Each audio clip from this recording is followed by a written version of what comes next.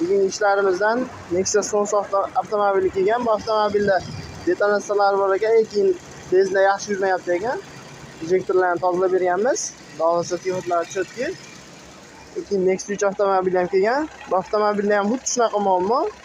Benzinda o'chib qolishi muammosi, lekin o'chib qolyapti ekan, rasxod ko'p ekan. Xohlasa ularni to'g'riladik. Nexia 3 dan yurib tekshirib ko'ramiz.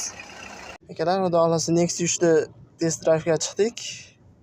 Chek chiroqlari yonib qolgan, chek chiroqlarini o'chirib, programmadan ajoyinda yurib ko'ramiz, ha? Bo'ldi. Mana joydan o'chib qolardi bu jarayon. Juda zo'r tortishlari. Tortishlari yaxshimi ajoyib? Ha, zo'r. Xudo xolasa endi rasxodlari ham ancha o'ziga kelib qoladi. Taxometr almashtirishlari o'rtacha yurganda 1,5 ming mahalla ichida, dalniyda yurganda, takansa bosib yurganda 6000 taxometrni almashtiradi. Kimga shunaqa xizmatlarimiz kerak bo'lsa, bemalol aloqaga chiqaverasizlar. Xizmatdamiz.